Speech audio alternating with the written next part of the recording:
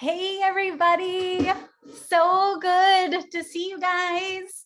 Happy Monday, Monday after Easter. How wonderful this is to be with you guys. I am so excited about the information I have to share with you guys today. And, you know, it was wonderful to hear about your worth grabs and how you're acknowledging and seeing where that opposition is showing up in your lives. And it is such a joy to hear about your goals and your dreams.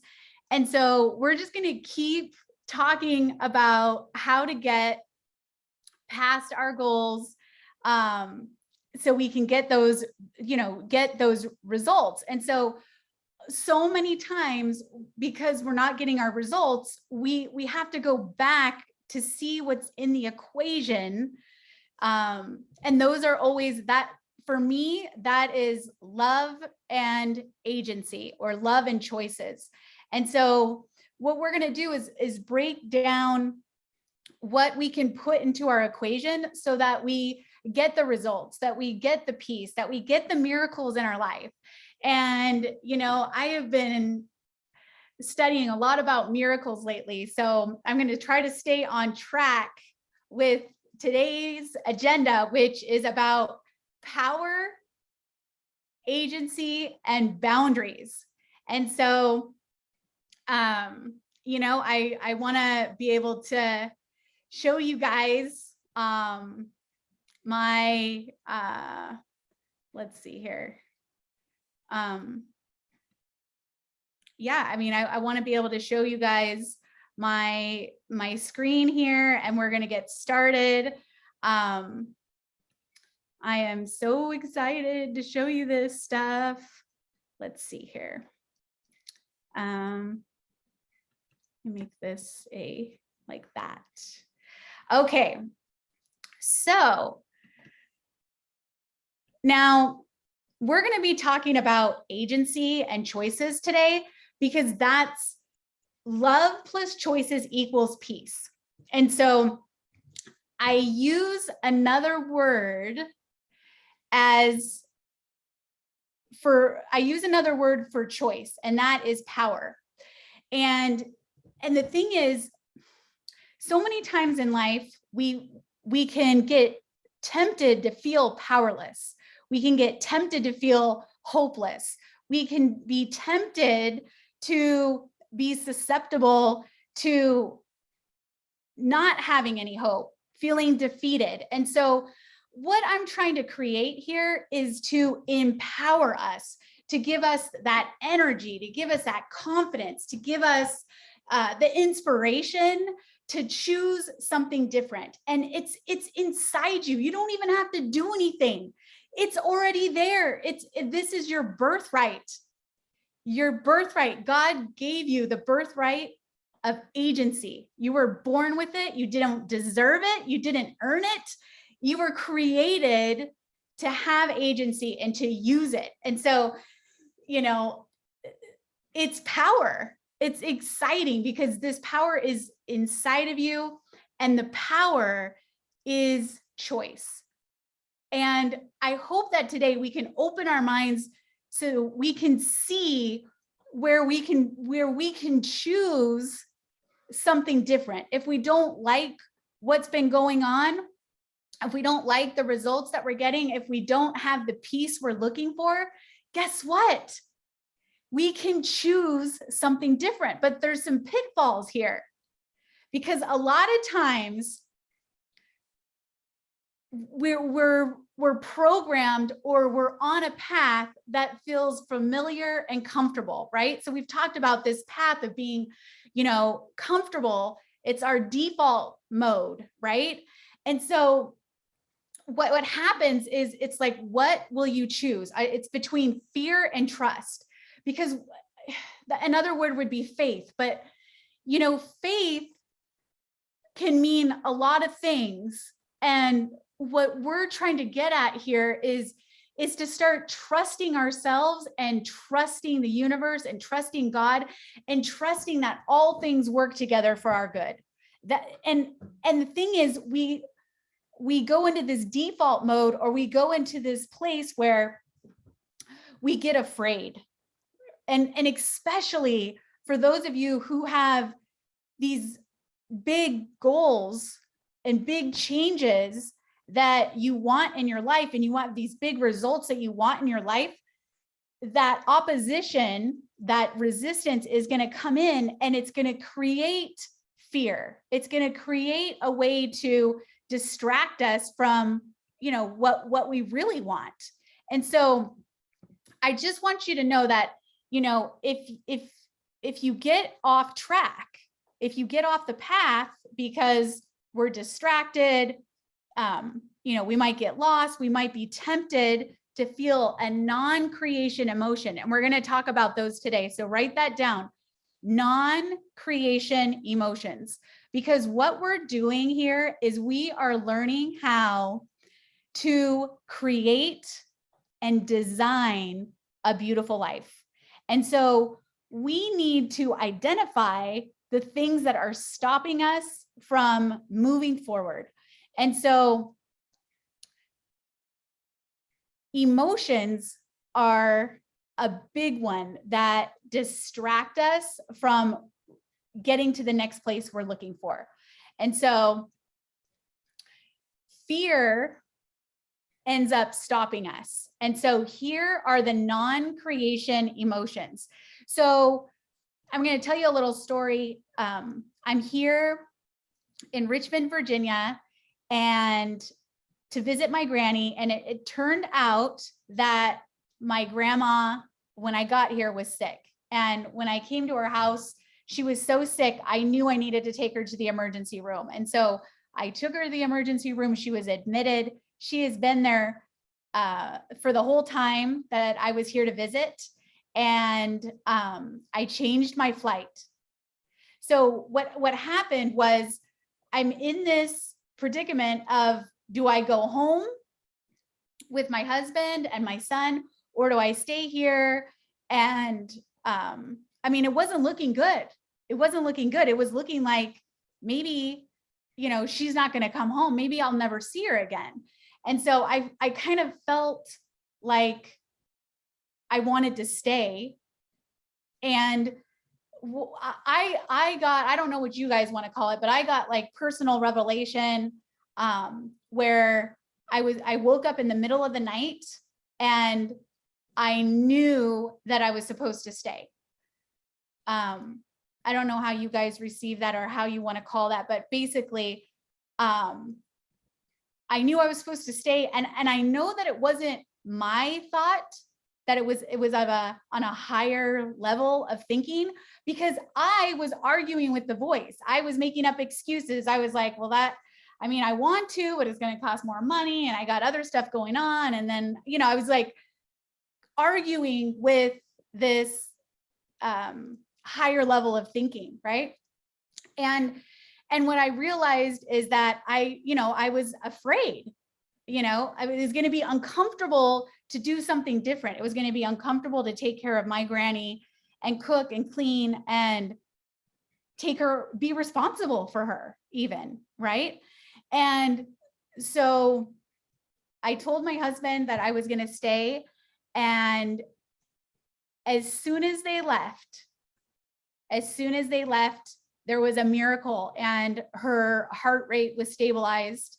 And they said that she's better, like she can go home, even though she's still very sick. She needs to recover, and she does need my help. But you know what my mind said? My mind's like, you must not have heard the voice right. Maybe that wasn't a higher level of thinking. Maybe that was just, I started doubting myself. I started feeling bitter that I have to stay and basically work. I'm going to be working. And I started, I guess the main feeling I had was doubt, like doubting myself. And this fear came over me because I have to stay by myself. I was alone in her apartment last night, and there was all these things that my brain was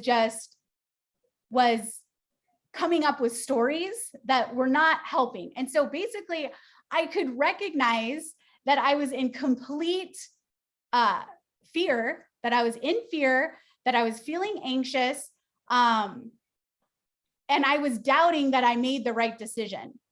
And what I had to do is I had to go back and remember, how I came to this decision. And what I realized last night when I was alone and I was feeling so uncomfortable is that this is a miracle, that I get to stay home, with my granny, and that, I was able to make arrangements with the other obligations and responsibilities that I have, and take this time to be with my granny who I love. And it was just uncomfortable because I'm in a place I don't know. I don't have, I do not know anybody here except my grandma. I'm in her apartment. I'm alone. It's raining. It's like, I can't even really describe what I was feeling, but I know that it was because of fear. And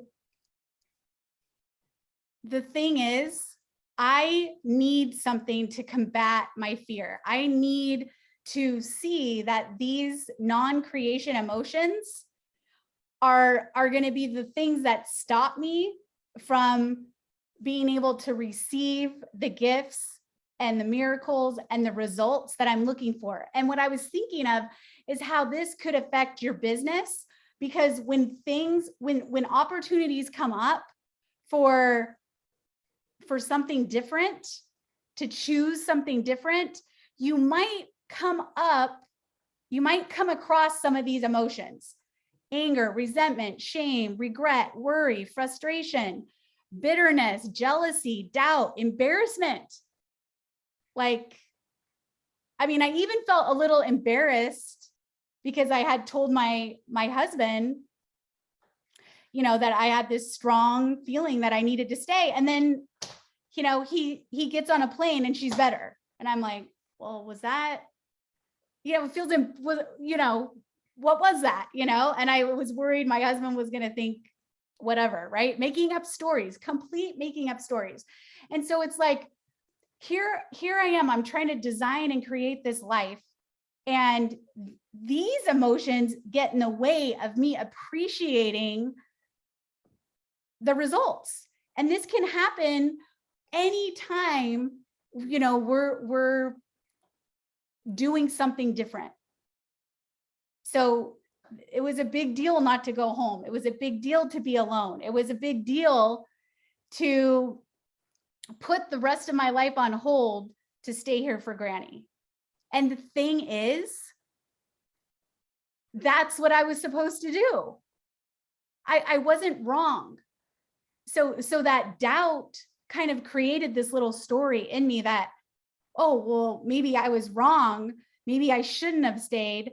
Maybe I should have gone home with my family. I wish I would have gone home with my family. I just want to be home now. So then it was like this whole thing kind of like flip-flopped on me. And what I want to make clear here is that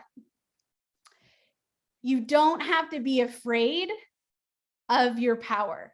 You don't have to be afraid of your choices and your agency, because I'm going to tell you something. You can't make a wrong choice, because all choices give us information, and all choices tell us what we want to do next time. So we learn from all of our choices. So you can't put a label on, what if I make a mistake? Because all mistakes are learning, they're opportunities. And so, sometimes people don't like that word power. They think, well, maybe power is evil or bad or arrogant or aggressive, right? And it frightens us to have power. But that's what our brain is programmed, or that's what experiences in the past are telling you. but I wanted to talk about boundaries, and this brings up, being afraid of power cultivates no need for it. So if you're afraid of it and you don't ever want it and there's no need for it, then we give it away. So if we don't cherish our ability to choose and we don't cherish our agency and the power that it gives us, then we end up giving it away and feel helpless. And can you see the parallel with boundaries? Because,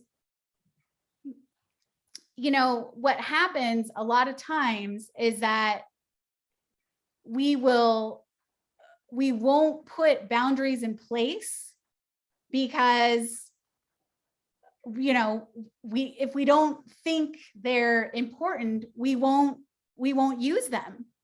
If we believe power is bad, then we give it to other people, but then we get angry because someone's trying to manipulate us or take advantage of us, and then we play the victim.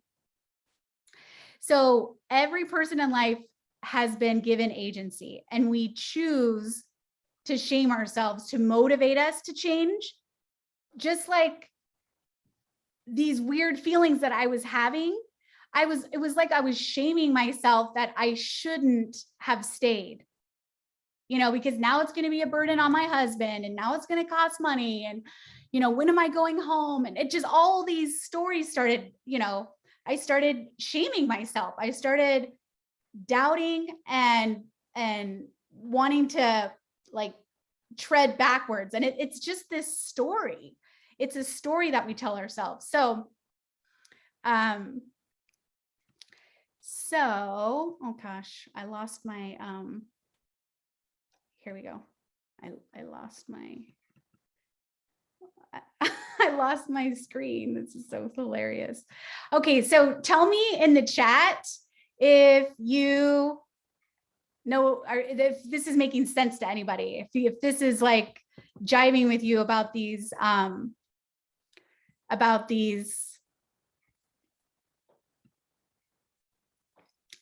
choices, about what I'm saying right now. Because I have been thinking about boundaries and how if I don't claim my agency and if I don't claim my power, then I'll just give it to other people. And then what happens? People like start walking all over me, and I feel angry at that, right? So I am trying to figure out how to get back my slides here. So just bear with me here because yeah, that's so funny. Okay, here we go. I found it. Okay. So I was thinking how in business, we end up giving away our power. So have you ever felt, overwhelmed in your business? That could mean that you've given your power or your agency or your choice away to your business. So your business owns you, right?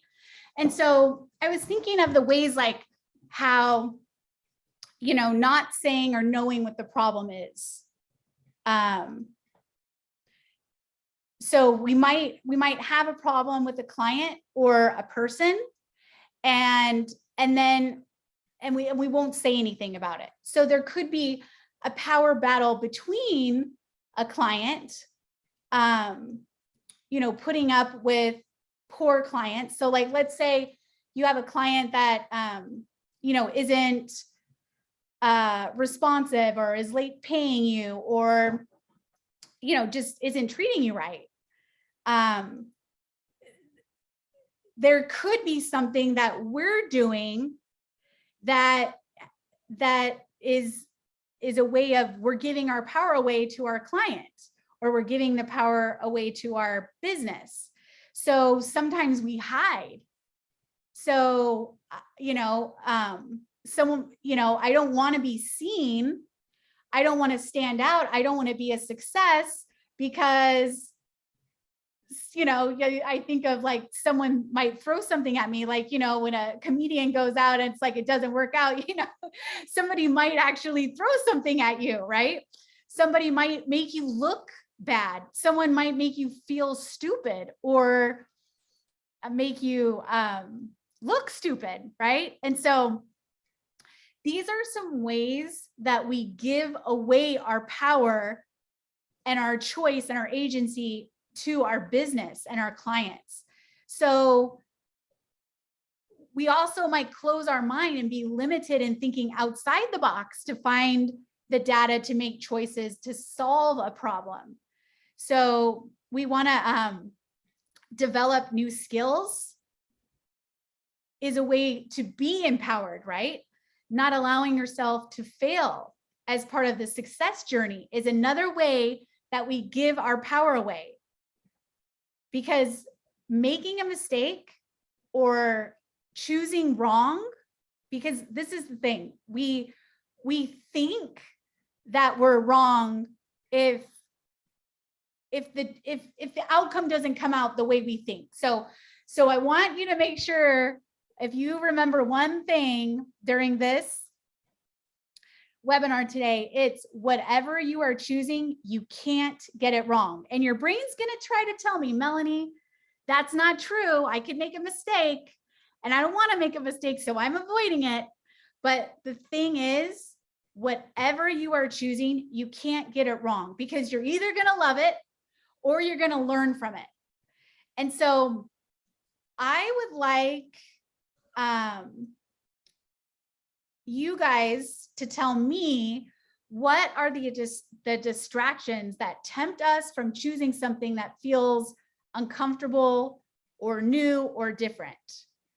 Can anyone give me some ideas? And if you're listening to this, I just want you to have your pen and paper and actually write down some distractions in your life that tempt you to not want to take a chance at choosing something different, right? Because, just like staying here, I don't like feeling uncomfortable. So I want to end up,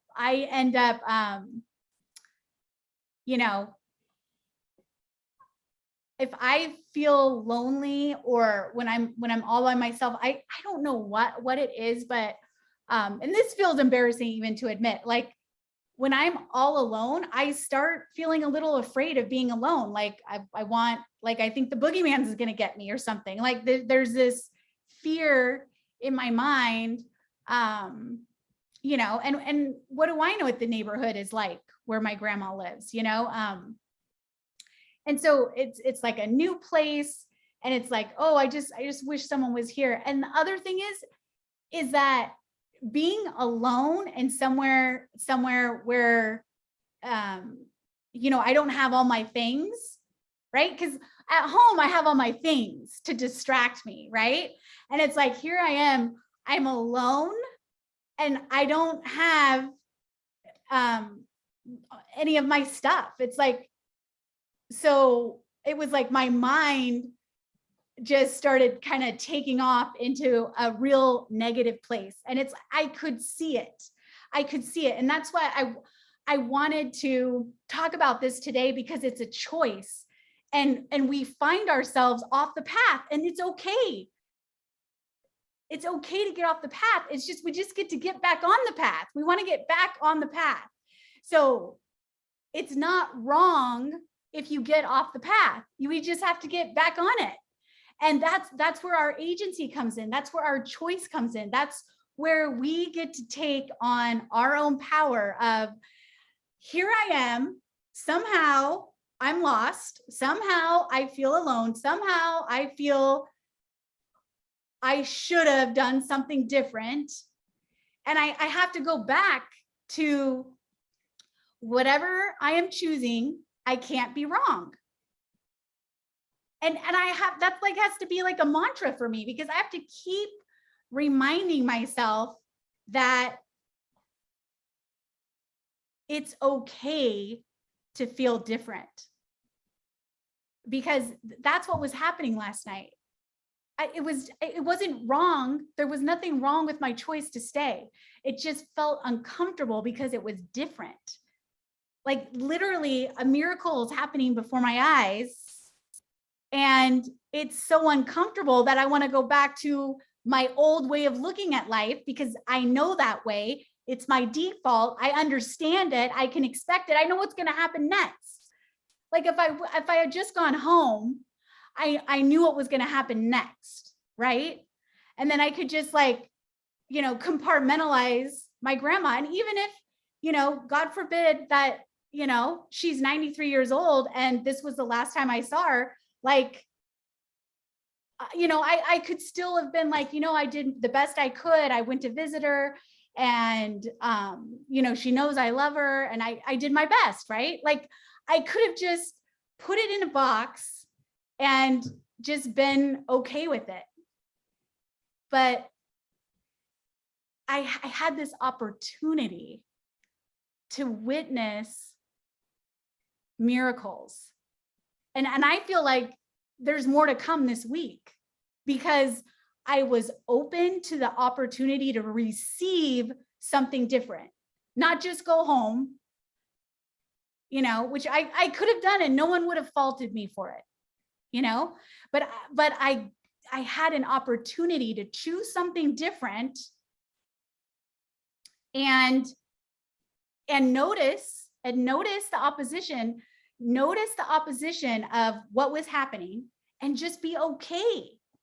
So what are the distractions that tempt us from choosing something that feels uncomfortable? Well, right here, Seiko says fear of rejection. That's huge. That is huge. So fear of rejection is definitely something that distracts me from doing something different. It distracts me from trusting, like that little voice that I heard. It's like, it's so easy to dismiss that still small voice if I think it's going to make me look stupid, right? Because I don't want to look stupid. I mean, I want to look smart. I want people to like me. One of the things that came up was I thought my husband might be mad at me if I didn't go, because I'm literally missing another vacation for his family this week because I stayed. So here I am.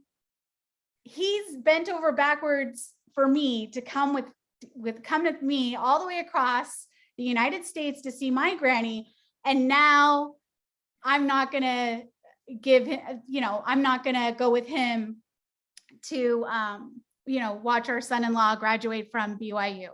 So I was feeling like he might get mad at me. There was a fear of rejection. That was one of the things that popped in my head that I was arguing with about whether I should stay or not, because it's like, well, that's not fair. And, what's my intention? Do I really just want to get out of it? And it's like, it wasn't true. There's nothing wrong with me staying here with my grandma. And honestly, if I chose, like, to me, the easier, softer way would have been just to go home. And it's not like that would have been wrong either. It would just be, it would have been what I've always done. It would have been my default mode. And so I'm trying to say, when you do something different, you get something different, and it doesn't always feel good. It can feel wrong. Okay. So this is just really important, because when you start making choices that are different from your default mode, it's going to feel wrong. And I just want you to make sure that that there's a difference between I am wrong and getting something wrong. And it could just be a feeling, because it's so different, right? It's new. So I also wanted to touch on this old program of shame. Okay, there's another, okay, so one really quick, this one I can relate to too. That's is in the chat. When I'm physically tired, I tell myself I won't do as good a job, so I shouldn't even try. So that is another way to keep us stuck. So when we're looking at like, you know, that list, the list of non-creation emotions, Siko, what emotion falls into that one when it says, you know, when you say, I'm physically tired, I tell myself I won't do as good a job, so I shouldn't try. So what emotion is keeping you from designing your life? Can you figure that one out?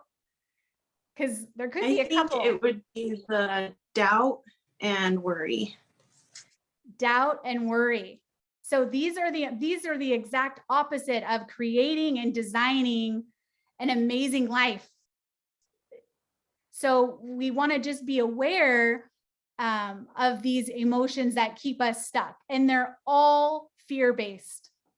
They're all because we're afraid of really our livelihood is being threatened. And so all these emotions kind of stir that up. And so then the next thing we're going to talk about is, oh, I need to go back. Oh no. Let me see. Okay, here we go. Old program of shame. So there's a way to look at when we should on ourselves. So I should do something like I should eat more vegetables. I should go to bed earlier. I should fill in the blank.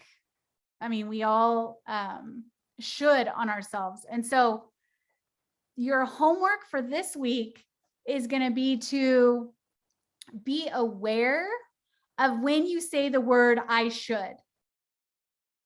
So, you know, just using this example of the program, this old program of shame that was going on in my head of like, oh, I should have just gotten home. You know, she's fine now. She's going to go home from the hospital. I should have just gone home with my husband. That was what was going on in my head, right? And so if I change that to I could have gone home, or I could stay. It just changes it just enough that it's not so shaming. And what it does is it opens the door to I'm choosing to stay, or I'm choosing to go home. I choose to eat vegetables, or I choose not. But I'm not adding to the shame by saying should. So we're just practicing changing the language. So if you notice in your head that you're saying, I should eat more veggies, I want you to just out loud say, I could eat more veggies. When you're driving, right? It's like, I missed my turn today when I was driving and it was in the rain and I'm trying to follow GPS. I have no idea where I'm going. And I missed the thing. And I thought, oh, I should have paid more attention.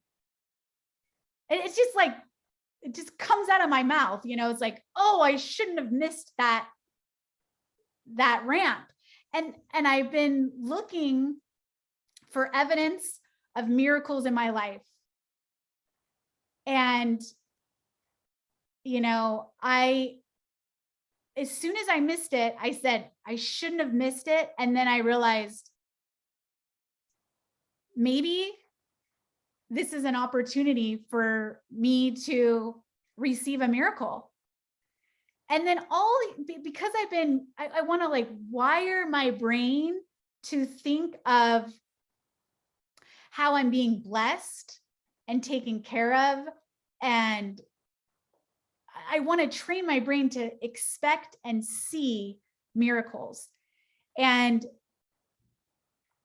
you know, I missed the ramp. So it's like, okay, how could this situation open me up to a miracle? And my mind started telling me how I just witnessed a miracle by missing that ramp. So it's pouring down rain. My grandma is 93. Her car, who knows the last time it's been tuned, her wheels are balding. I just witnessed a miracle by missing that ramp, because who knows if those tires can make it on the freeway and there's flooding, and who knows? I mean, I don't know my way around here. But do you see how we can train our brain to look at things different? And it's like, okay, I could have made that ramp. I already, you know, I could have, but I didn't. So now I am going to go this way, you know? So,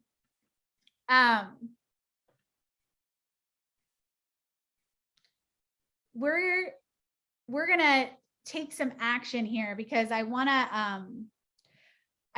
to talk really quick about identity, because we were talking a little bit about that last time, and about our worth and who we are.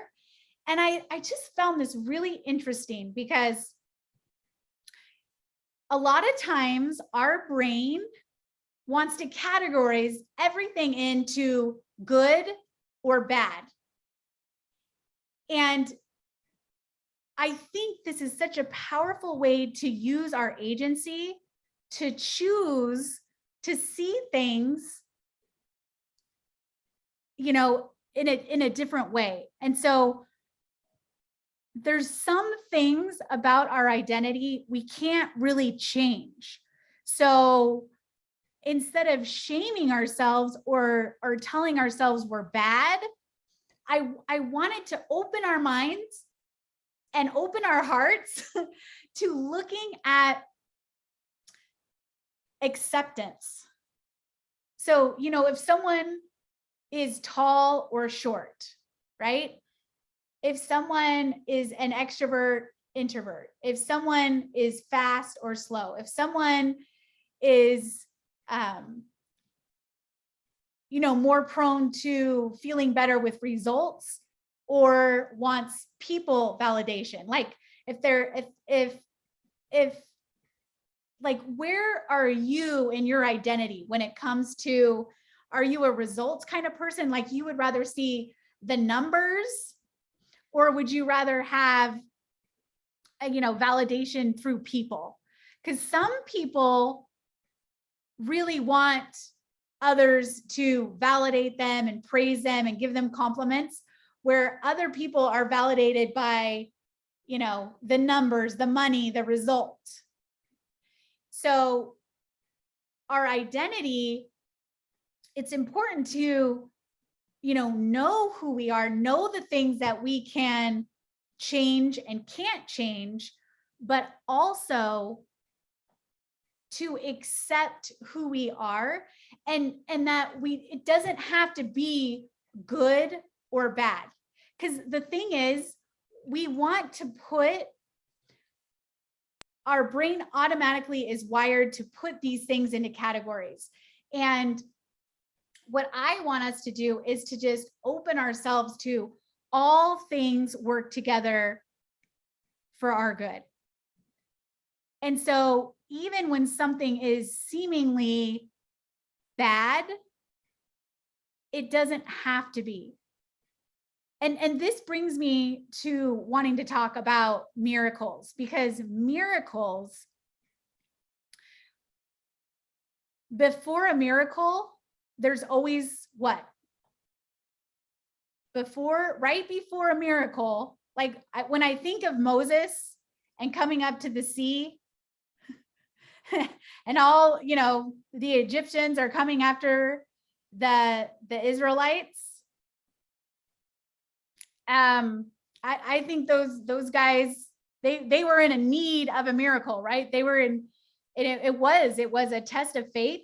Absolutely. It was a test of faith. But why was there a test of faith? There was a problem. There was pain. There was an obstacle. In this case, they were going to die, right? So they were in need of a miracle. And what we want to do is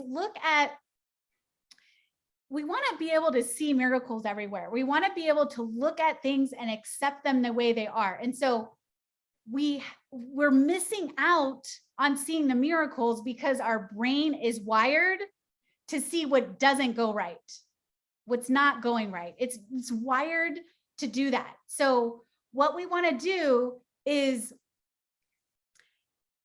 acknowledge that sometimes things are different. We're different, like Julie and I, we have different hair, right? We have different bodies. We have different heritage. That doesn't make one of us better than the other. It doesn't make her good, me bad. And I was thinking, when I was thinking of identity and like being an introvert versus an extrovert, there's nothing wrong with either one of those. But I don't know about you, but sometimes when I'm comparing, well, that's just it. If we're comparing, we're going to be miserable just right there, because pride is comparing us if we're either better than or we're less than. And that's what I mean about our brain trying to categorize everything into this is good, this is bad. And, like growing up as a ballerina, it was like my ballet directors are like, you're not skinny enough. So I took not being skinny enough as bad. And I have been continuing to work on this body image journey of I am not a stick ballerina body type. I have a very curvy, voluptuous body type. And it's not wrong. It's not wrong to be skinny. It's not wrong to be curvy. Okay. And so it's like my brain, because of experiences, has compared myself to somebody who's thin, thinking that I need to be like them, instead of, accepting who I am and what my identity is. And, that my body is that way for a certain reason, and that it's not wrong, and it doesn't have to be good or bad. So how about being an extrovert versus an introvert? Same thing. I want you guys to kind of think of ways that are able to describe your identity, and just ask yourself, have I ever categorized this as good or bad? Am I comparing apples to oranges? Is it, you have an apple and you have an orange. It's like, why do I have to compare the two? They're two separate things. And an apple is an apple and an orange is an orange. It's like, that's the orange's identity is being an orange. That it's, that's what it is. It's a citrus fruit. And an apple, I don't even know how to describe it, but it's not an orange, right? So I want us to really take a look at who we are, what is our identity, how we identify ourselves. Are we someone who talks slow? Are we someone who talks fast? Are we someone who wants praise from people? Or do we want results as in numbers or money or, categories? So these particular, I want to hear more about you and what your how you identify yourself and what you identify with. And just seeing how our brain categorizes this, we want to take that away and really embrace who we are. And there's some things that we get to choose. And I always think of like a skill set is being able to learn something new.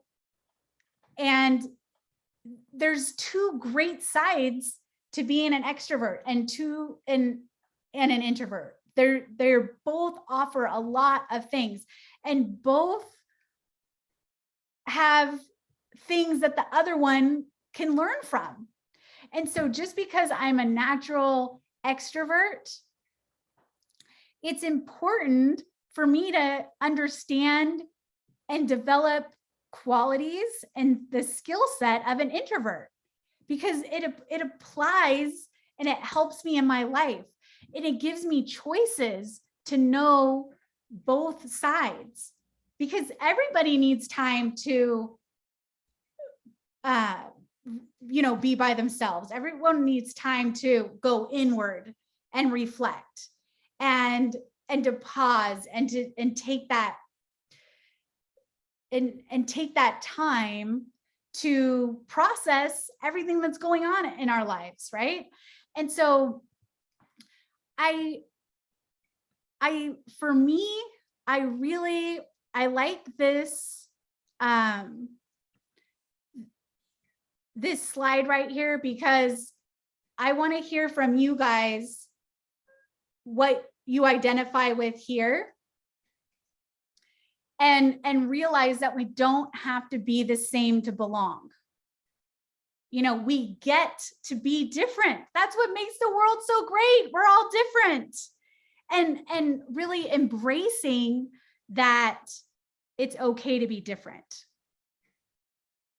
And I think that this also builds some confidence and awareness for our boundaries, because if I know who I am, then I don't have to compare myself with other people or try to be something for somebody else that I'm not. So this next slide, I wanted you to think of a step I can take right now towards a choice and towards a because I know right now there could be some boundaries that because we all have relationships, and so with every relationship we need to practice boundaries. And so I'm wondering if there is a relationship that you have that you can take one step for a healthy boundary in that particular relationship. And I liked understanding does not equal agreement. Respect does not equal agreement. Connection does not require agreement. So this isn't about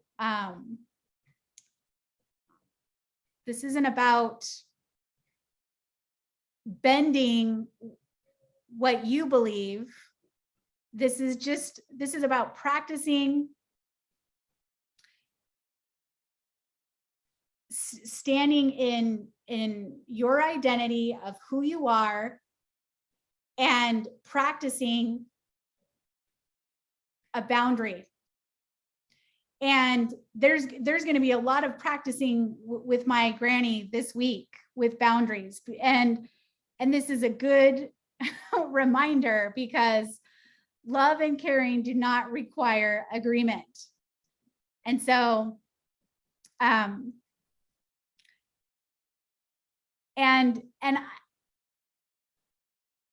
and even today, my grandma's already been feeling sorry for herself. So feeling their emotions does not equal connection.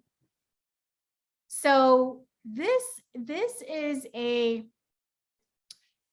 important slide for our relationships, because we all have a relationship in our lives that we can work on. It could be with a client, it could be with a spouse, it could be with a parent. And I just thought this would be such a great action step this week to work on a personal boundary and use our agency to actually be connected and use our choices to be empowered, instead of feeling like somebody's doing something to us, that we would feel like we could actually, that we can share, that we can use our power to feel confident, and realizing that boundaries are actually make other people feel safe. So we want to use boundaries, because that helps other people know where we're coming from. And the only way to do this is to practice. So we want to practice. There's one thing that I wanted to go over, because I call it the chicken exit, because so many times when we're going to do something different and we're going to look at something different, our brain tries to get in the way. So you think of those non-creation emotions, those get in our way, right? And so because we want to be the creator of our life, and we want to be a creator of wonderful relationships, right? Because when we're in relationships with other people, it brings joy to our lives. Yes. And for those of you in business, it's going to help you with your connection. But all of us need connection. All of us want connection. We all crave connecting with people. And so when we practice these boundaries and these, using our power and our agency in our, in these relationships, in our home, it's just going to help all over. It's going to bleed into all these other areas. So I want you to choose one person this week that you can pick a healthy boundary with. And when I think of, my grandma, she was feeling sorry for herself and she was crying, and it was like, okay, grandma, I love you. And this isn't going to stop me from opening myself and respecting her and using her as a way to love her. I don't have to agree with her. I get to be there and be of service. And I get to also take care of myself, because so many times what happens is we might put somebody else in front of ourselves. And then we start feeling angry because we've given to the point where we don't have any more to give, right? And so then we start blaming them that it's their fault. And so this week, I want to make sure that I am filling my cup so that I can keep giving to my grandma. And that's going to be a constant reminder to myself of, okay, it's important to, this relationship is important to me. And, if I give what I don't have, it could hurt our relationship, right? And it could hurt me. And I don't want to, have you ever heard the term, pleasing somebody at my own expense? So have you heard the term people pleaser, right? So when we please other people at our own expense, we're hurting ourselves. And then we end up being angry at them later, because after we're hurt, we don't want to take responsibility for our part in it. And so we turn the finger and point it at them. So here's one more slide that, let's see here. I'm going to share this one. And this is what I call the chicken exit, because here's my path to my goal. And so what we want to do is, we know what our goal is. We've already, we've already asked God, our higher power. We've already put on paper. We've already gotten support from our support people. We know what our goal is, right? So you want to have all that clear, because our mind will start playing tricks on us, and opposition and resistance. And so opposition is evidence that God doesn't want me to do this. So there was this little birdie in my ear after, my family left for home, and my grandma miraculously, her heart got back into rhythm. I thought, well, this is evidence that I didn't hear God right. But that's a chicken exit, because I already have determined, it was already set up.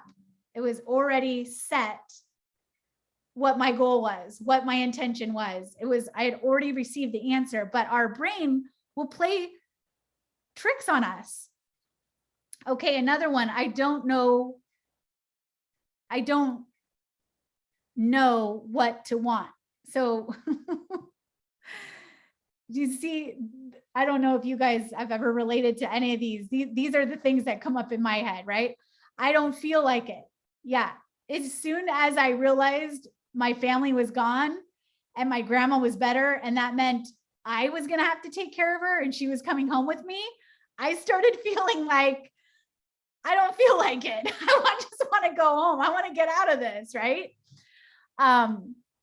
Perfectionism is another way to take an exit, because perfection is a direction. It is not a destination. It's just the direction. And we'll use perfectionism. Even Siko, when you were saying, I'm tired, so it's not going to be worth it. It's not going to be any good because I'm so tired. That's also a form of perfectionism, because if it's not going to be perfect, then I'm not going to do any of it. So that's a form of perfection and being a chicken exit, because I just want, that's my excuse. If it's not going to be good enough, then forget it. And then just, no action would be like just hiding, or just ignoring what we've already said we're going to do. And our brain is always going to lie to us, because that's its job. Our brain wants to keep us safe. So it's constantly telling us stories so that we'll stay the same. And if we're going to grow, we're going to be learning and growing. We're not going to be able to not do anything. When I think of growing and learning, that is the exact opposite of what our brain is trying to do. Our brain wants us to stay the same, and it thinks by staying the same that you'll be safe, but it's just not true. And so we really have to use logic to find out what the truth from the lies are in our brain.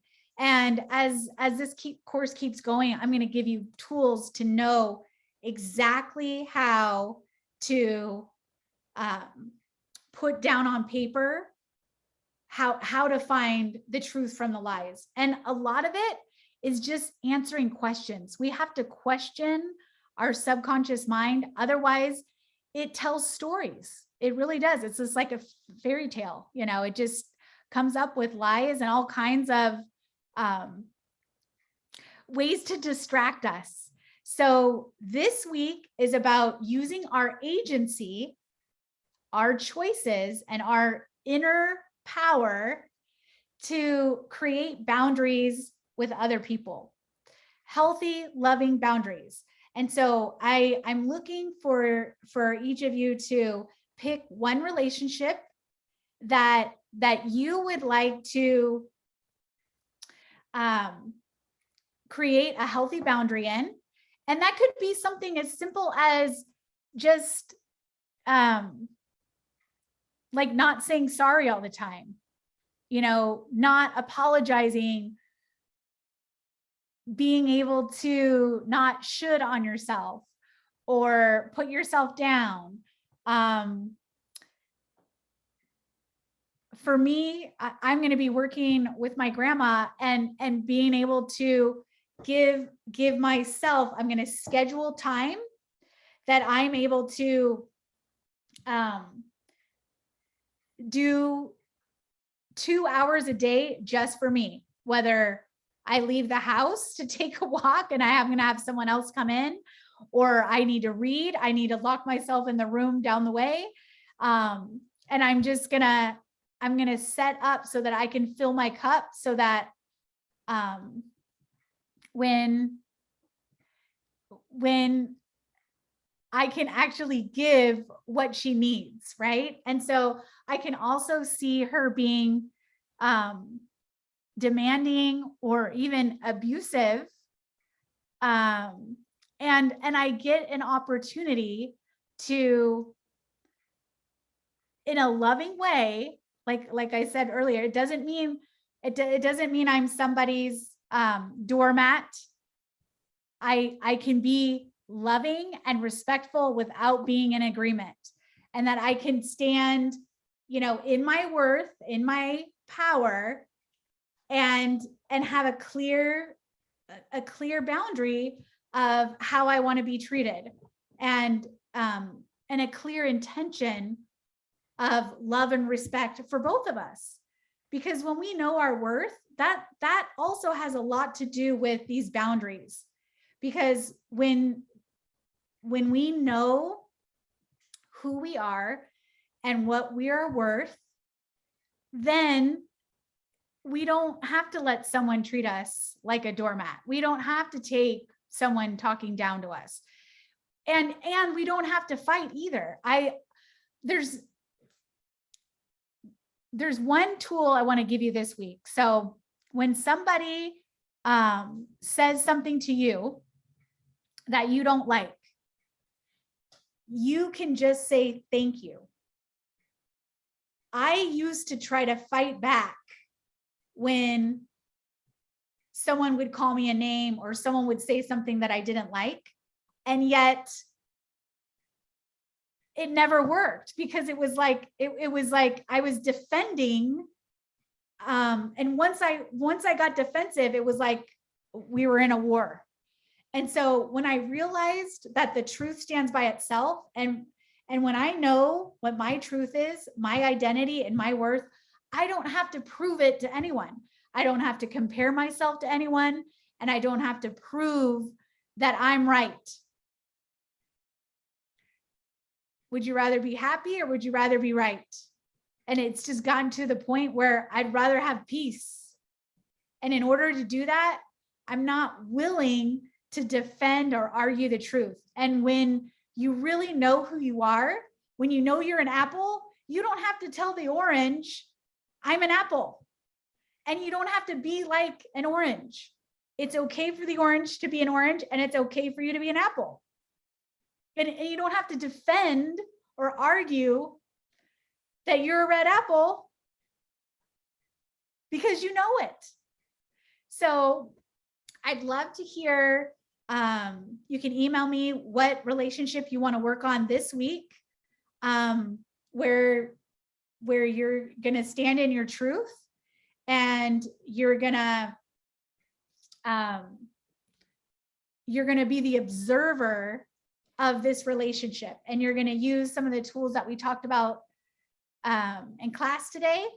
And I'm going to have you report that to me in an email. And I will also be sending your module module 2 for your next plan on our goals that we're working on for results. So I'm so excited for you guys, and I will see you next time. Reach out to me if you have any questions, okay? Thank you. Bye.